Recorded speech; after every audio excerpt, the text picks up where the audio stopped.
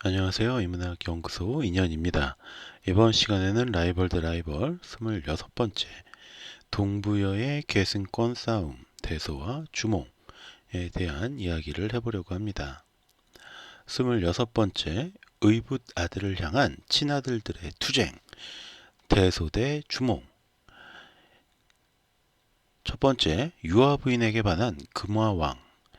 물의 신 하백에게는 3명의 딸이 있었고 그중 첫 번째가 유화였습니다.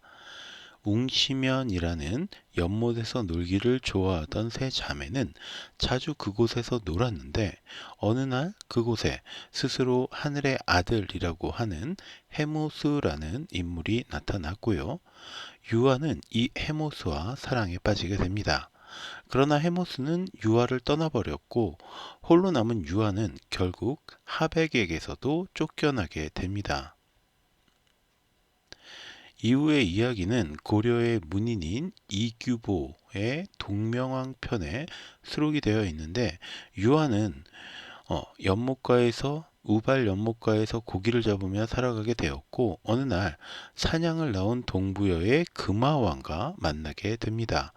금화왕은 유아의 사연을 듣고 그녀를 자신의 궁으로 데려가서 지내게 해주는데 유아의 안타까운 사연과 빼어난 미모에 마음을 빼앗긴 것으로 보여집니다.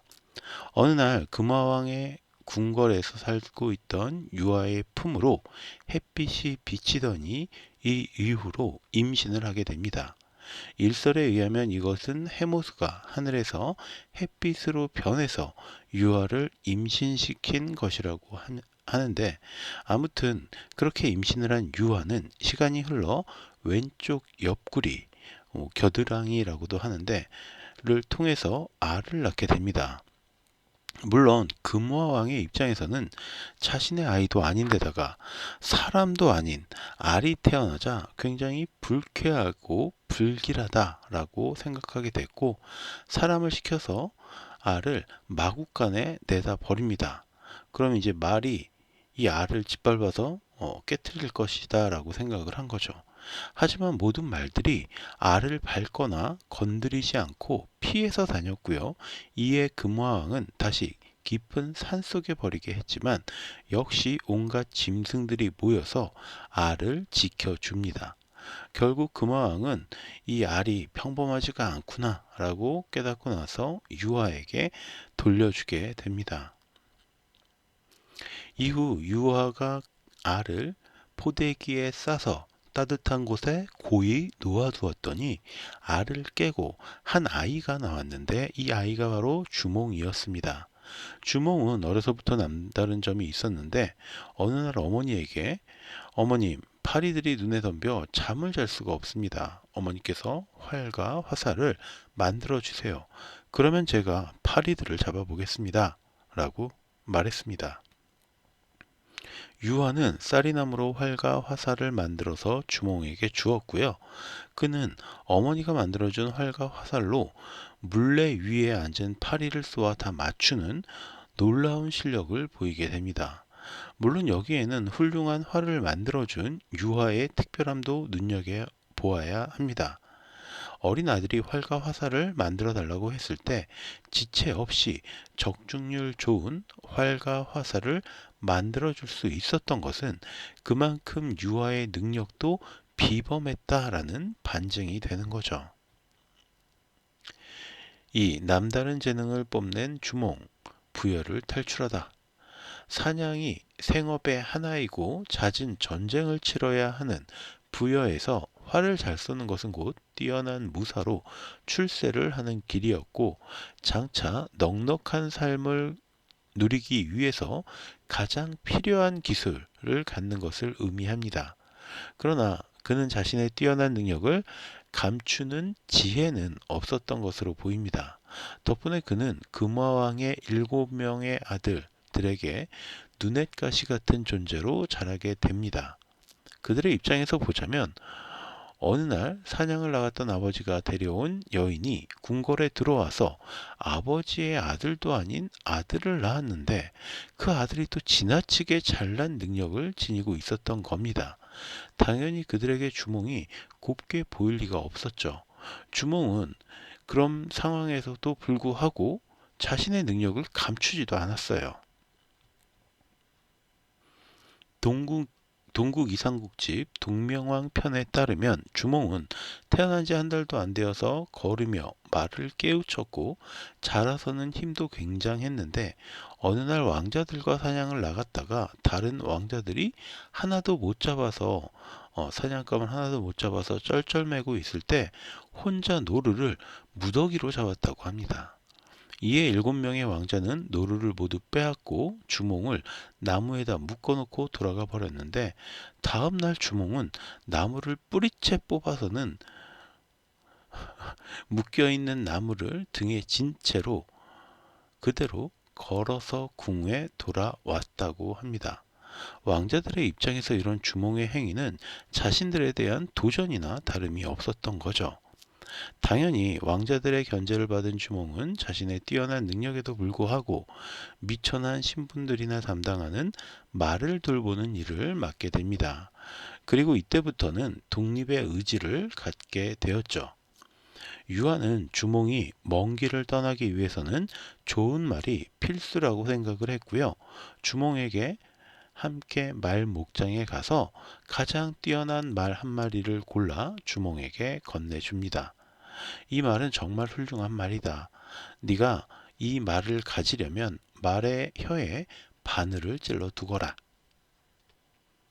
주몽은 어머니의 말에 따라 행동을 했고요. 당연히 혀가 아파 물과 풀을 제대로 먹지 못한 그 말은 점점 야위어 갔습니다. 그리고 어느 날 목장을 찾아온 금화왕은 그 볼품없는 말을 주몽에게 주었고요.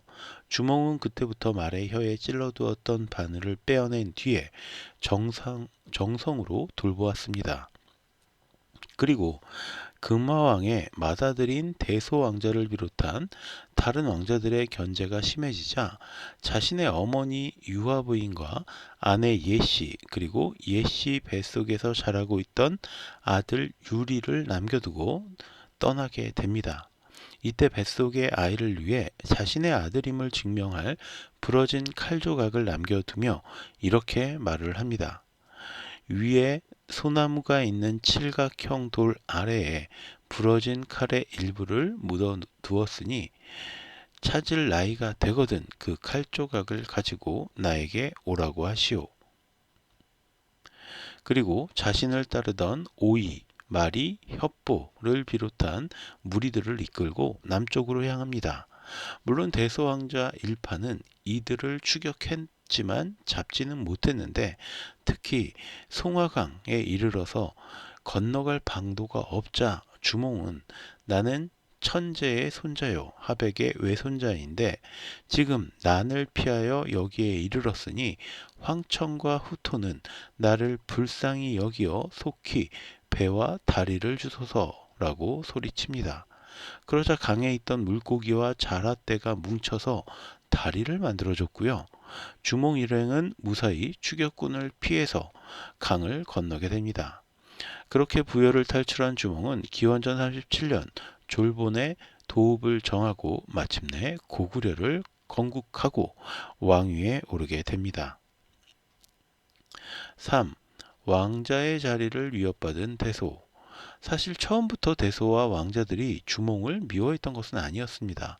삼국사기 등의 기록에 따르면 아버지 금화왕이 유아와 그의 아들 주몽을 받아들여 키울 때 함께 어울려서 놀기도 했다고 합니다. 그러나 문제는 너무나 뛰어난 주몽의 능력과 그것을 감추지 못하는 주몽의 성격이었습니다. 부여의 동명왕설화에 따르면 여기에서도 헤모스가 등장을 합니다. 그의 아들이 헤브루였고 이 헤브루가 데려다 키운 것이 금화였습니다.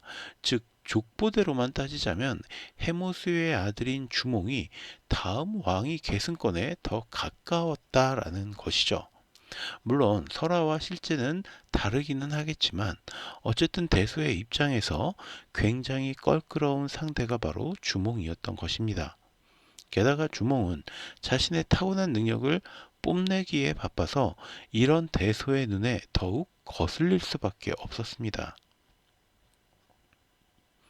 입장을 바꿔놓고 한번 생각을 해보자고요.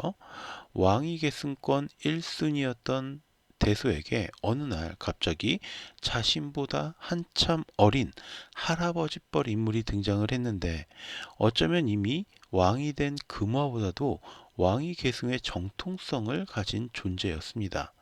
이런 인물이 자신과 6명의 형제의 능력을 모두 합친 것보다도 뛰어나고요. 능력을 뽐내기에 거침이 없다? 당연히 제거 1순위의 대상이 될 수밖에 없습니다. 대소는 결국 아버지 금화왕에게 주몽을 제거할 것을 요청합니다. 하지만 금화는 그의 요청을 받아들이지 않았고요. 결국 대소는 자신의 형제들과 신하들을 동원해서 주몽을 제거할 계획을 세우게 됩니다. 하지만 이런 움직임을 유화가 알아차리게 되었고요. 유화는 앞서 말한 것처럼 가장 좋은 말을 빼돌려서 주몽이 달아날 수 있는 출구를 마련해 줍니다. 이후 주몽이 고구려를 건국했지만 초기 고구려는 가구 수가 3만 호 정도밖에 되지 않는 소국이었고 부여는 인구가 8만 호가 넘어가는 상대적인 부국이었습니다. 부여는 끊임없이 고구려를 압박했고 기원전 6년에는 고구려에 사신을 보내어 유리명왕 즉 주몽의 아들에게 인질 교환을 제안합니다. 유리명왕은 부여의 압박에 따라 도절태자를 인질로 보내려고 하였지만 태자가 무섭다면서 이에 거절을 하며 결국 인질 교환은 결렬이 됩니다. 부여는 분노했고요. 협상 결렬에 대한 보복으로 같은 해의 겨울에 5만 명의 병력을 보내어 고구려를 공격했지만 마침 큰 눈이 내리는 바람에 실패하고 돌아왔다고 합니다. 이처럼 부여의 강압에 시달리면서도 힘을 키워가던 고구려는 서기 22년 대무신왕이 직접 군사들을 이끌고 부여 남쪽 지방을 공격하면서 반전을 꾀하게 됩니다. 고구려군을 우습게 여겼던 대소는 직접 군대를 이끌고 급하게 돌격하다가 진창에 빠져서 이 진퇴양난의 상황에 처하게 됐고 이에 고구려의 장수 괴유가 이들에게 달려들어서 대소를 비롯한 여러 부여군의 목을 베어냅니다. 그러나 부여군은 왕을 잃은 상태에서 더 거세게 달려들어서 고구려군을 물리칩니다. 하지만 부여의 운명은 대소와 함께 끝이 났죠. 대소의 죽음으로 혼란에 빠진 부여는 자멸하게 되었던 것입니다. 부르가 죽자 금화가 대를 이어 왕이 되었다. 다음의 왕위를 태자 대소에게 전하였다. 지황 3년 이모에 이르러 고구려 왕 무휴리 등장하여 무휴리 동부여를 정벌하고 왕 대소를 죽이니 나라가 없어졌다. 삼국유사 기편에 실려 있는 내용입니다. 결국 오랜 기간 동안 대를 거치면서 이어진 대소와 주몽의 갈등은 이렇게 주몽의 후손에게 대소가 죽고 부여가 자멸하면서 매듭이 지어집니다. 다만 일부 학자들은 주몽보다 나이가 훨씬 많았던 대소가 주몽이 죽고 유리왕이 죽고 대무신왕의 공격으로 일어난 전쟁에 직접 참전까지 했다라는 점에 의문을 제기하면서 대소가 한 사람의 이름이 아니라 부여 군주의 어떤 별칭이었을 수도 있다는 주장을 하기도 합니다. 하지만 이것은 확인이 어려운 사항이고 실제로 고구려 고씨와 백제 부여씨 중 60살 이상 장수한 인물들이 다수 존재하기 때문에 대소 역시 건강하게 오래 살았다라고 추측하는 것이 옳을 듯합니다. 아무튼 어린 시절 맺어진 이 두 사람의 인연은 악연으로 이어져서 부여의 멸망에까지 이르게 되었던 것입니다. 자, 그럼 오늘 이야기는 여기서 모두 마치도록 하고요. 저는 다음 시간에 또 다른 콘텐츠로 찾아뵙도록 하겠습니다. 오늘 제가 들려드린 이야기가 여러분의 흥미와 호기심을 조금이라도 만족시켜 드렸다면 구독과 좋아요도 부탁드리겠습니다. 감사합니다.